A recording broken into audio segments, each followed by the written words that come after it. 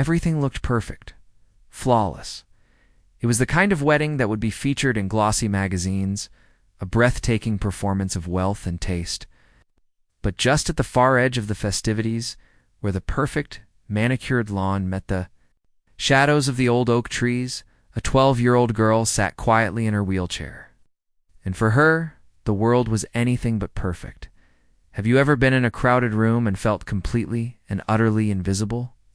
Today's story is about a young girl who was lost in the shadows of her own father's world. But a single simple question from a kind stranger is about to change everything. If you believe that no one, no matter their condition, deserves to be left behind, please take a moment to like this video. Subscribe to our channel, Kindness Corner, and share this story with someone who needs a reminder that a little kindness can heal a universe of pain no one noticed.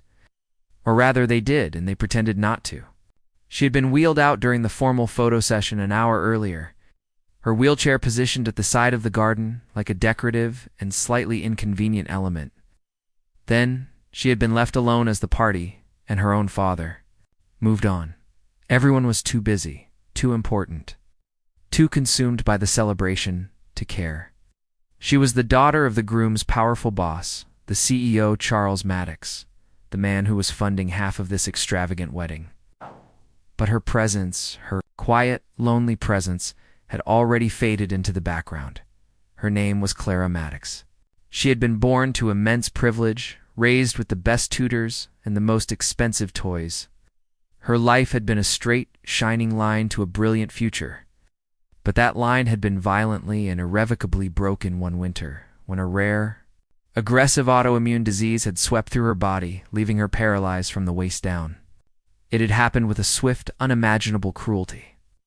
One moment she was climbing the tall, ancient trees at her family's summer estate, body a vessel of pure, youthful energy. And the next, she was in a cold, sterile hospital bed, confused, and staring down at two legs that no longer listened to her brain.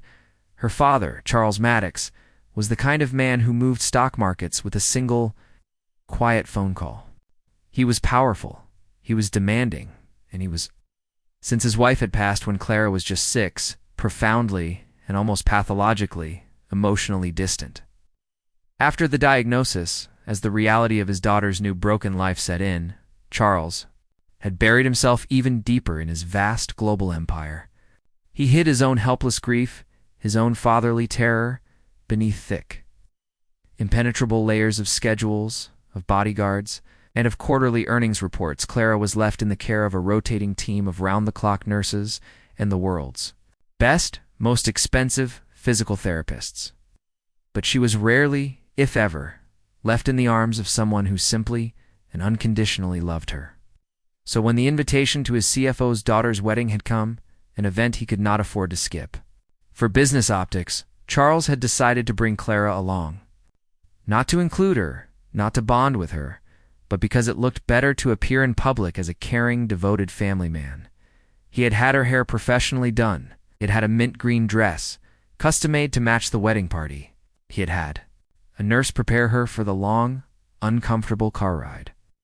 But once they had arrived at the luxurious vineyard, he had placed a quick, perfunctory kiss on her forehead, told her to be a good girl, and had immediately disappeared into a sea of boardroom-style conversations, of clinking champagne glasses with investors, of posing for selfies with the groom. He had not once, in the 2 hours they had been there, come back to ask her how she felt, and so she sat, pretending she didn't feel the pitying, and then dismissive glances of the other guests, pretending she didn't feel the deep, aching loneliness that was a constant physical pain in her chest, pretending that she was not a broken, forgotten thing left at the edge of a perfect, beautiful party in another part of the sprawling estate. The single dad, Jaime Ross, was trying to convince his daughter Ella that no, she could not have a third mini cheesecake. He was a former high school English teacher, a man who had once found his life's passion in the world of words and ideas. But after the sudden, devastating loss of his wife to cancer, he was now a delivery driver, a job that paid the bills but did little to feed his soul. He had raised his daughter with a powerful mixture of grit, of grace, and of a deep, abiding humility. He didn't have a lot, But what he had, he gave with all of his heart. They weren't even supposed to be here, not originally. Jaime was a good friend of the head caterer, a man he had known for years. And he had been called in at the very last minute to help fill a sudden staff shortage. He had brought Ella along because, as always, he had no one else to leave her with. That is how fate, or perhaps even grace, so often works. It slips into the places where it is least expected. Jaime had first noticed Clara during the wedding speeches, while the rest of the crowd had laughed as the best man recounted a series of embarrassing college stories about the groom. Jaime's eyes, the eyes of a man who was all too familiar with the quiet language of pain, kept drifting back to the young girl in the mint green dress. She was clapping softly, politely, at all the right moments.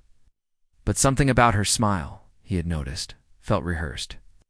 It was when a large, boisterous group photo began to form, and everyone had rearranged themselves into a new, laughing, chaotic position, without a single person even glancing over to ask if Clara wanted to be included, that Jaime had finally turned to his own daughter. "Do you see that?" he had asked, his voice a low, troubled sound. "That little girl? She's just sitting there, all alone." Ella had followed his gaze, and her own young, compassionate brows had furrowed in a shared, unspoken concern. After a moment of quiet, internal debate, Jaime made his move. It wasn't a dramatic, heroic gesture. It wasn't loud. Simply handed his plate to his daughter Ella and began to walk slowly, and with a quiet, deliberate purpose, across the vast, manicured lawn. He approached Clara's wheelchair, not with the brisk, professional efficiency of a doctor or the forced, pitying cheerfulness of a nurse, but with a simple, human gentleness. He crouched down beside her, bringing himself to her level, a gesture of profound and unexpected respect. Clara looked at him with wide, startled, and very beautiful brown eyes. No one had spoken to her, really spoken to her, in what felt like hours. She stammered, her voice a little rough from disuse. I'm fine." But her voice cracked on the last word, a small, almost imperceptible betrayal of the deep, profound loneliness she was feeling. And that was all Jaime needed to hear. Ella joined them then, smiling a shy, sweet smile. "I love your flower crown," she said, her own voice a quiet, gentle sound, which had been clenched so tightly in her lap, rose to touch the delicate and now slightly wilted flower crown the bridesmaids had placed on her head hours ago, a gesture that had felt more like an afterthought than a real inclusion. "Thanks," she whispered, and just like that, with that one simple and incredibly kind question, Clara's entire world, which had been so small and so gray and so lonely, began to shift. What followed was not a grand, dramatic miracle.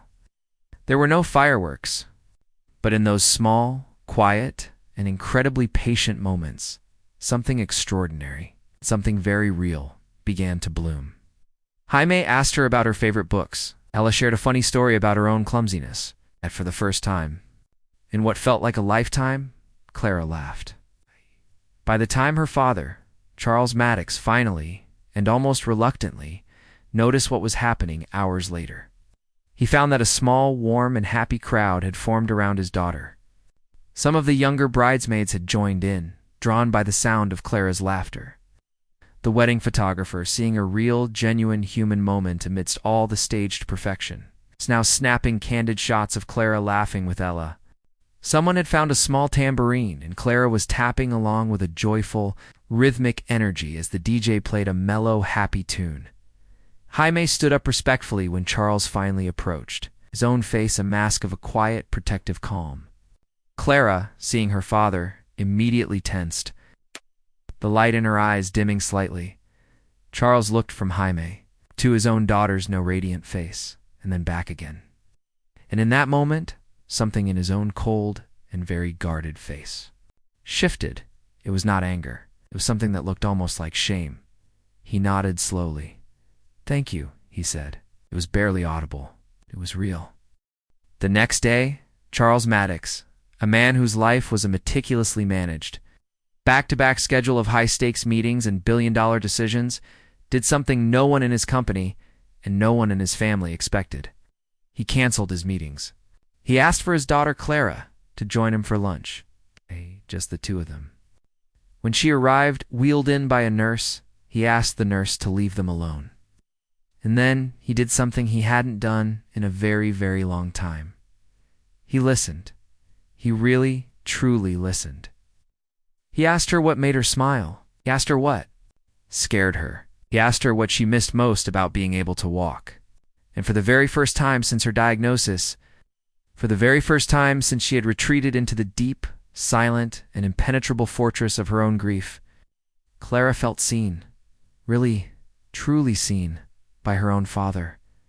It wasn't perfect. It wasn't a fairy tale, magical cure, but it was the beginning of something new, something honest, and something very, very real. As for Jaime and Ella, they left the wedding that night with their hearts full and with a story they would never, ever forget. Months later, as Jaime was sorting through a stack of bills at his small kitchen table, he came across a thick, elegant, cream-colored envelope. Inside was a handwritten letter from Clara Maddox. Attached to the letter was a scholarship certificate for Ella's dream music school, a school Jaime had never thought he could possibly afford. It was fully and anonymously funded for all. For years, if this story has touched your heart, if you believe that a simple, quiet kindness still has the power to change lives, please take a moment to like this video, share it with someone you love, and subscribe to our channel, Kindness Corner. We share stories that honor the power of compassion, the beauty of hope, and the strength that is found in the most unlikely of heroes. Your engagement helps us to reach more hearts all around the world, and before you go, we would love to hear from you. Please leave a comment below. If you have ever been in Clara's shoes, feeling invisible, or in Jaime's, choosing to see someone no one else did, we would be honored to hear your story. You'd never, ever know who might need to read your words today.